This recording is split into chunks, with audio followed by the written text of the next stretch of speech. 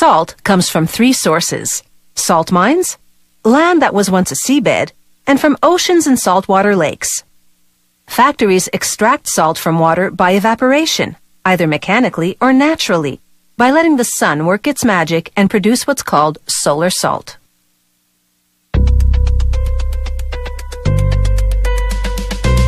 This large hunk of salt crystals comes from Great Salt Lake in the U.S. state of Utah. At full water level, the lake is 7 times saltier than the ocean.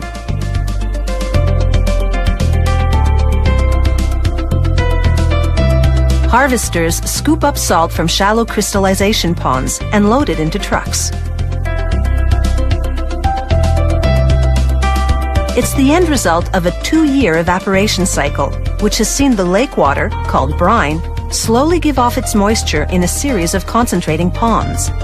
What remains is a bed of salt crystals about 30 centimeters deep.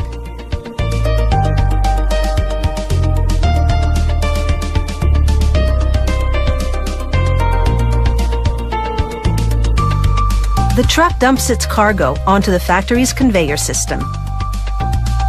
First stop is a rinsing station to remove contaminants such as algae and dust.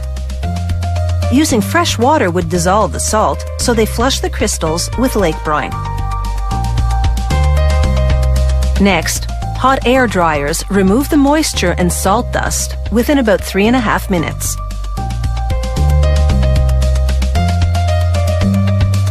The salt crystals then roll across a series of sorting screens with progressively smaller openings. This classifies the salt crystals into 3 grades: coarse, medium, and fine.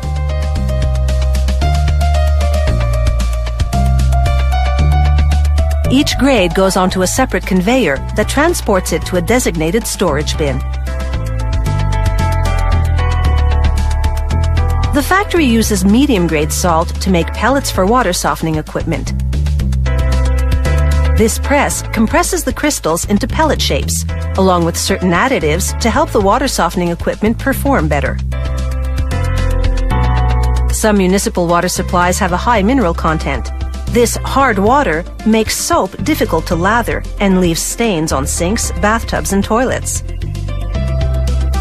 Salt triggers a chemical reaction that dissolves the problem minerals.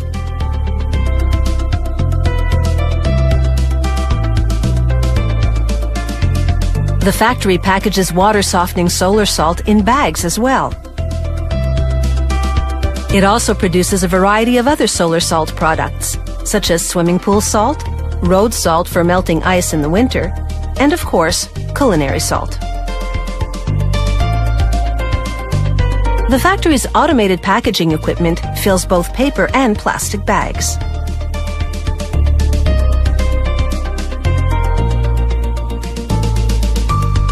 This company also sells solar salt to several industries for use as an ingredient in products such as detergent. There's also the agricultural market. Farmers buy blocks of solar salt, plain or enriched with minerals, as a nutrient for their cattle. The factory produces different salt and mineral formulations, each dyed a different color for easy identification.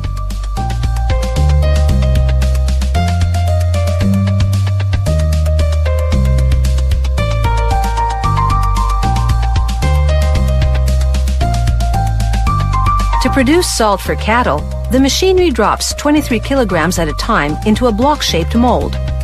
A press applies 750 tons of pressure, bonding the crystals into a block. The farmer simply sets out blocks among the cattle, and the animals lick away to get their dose of sodium.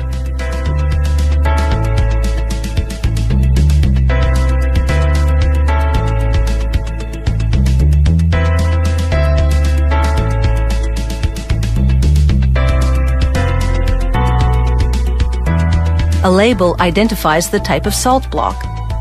This one contains iodine to prevent a thyroid disorder called goiter. A tasty and therapeutic bovine snack, courtesy of a saltwater lake and sunshine.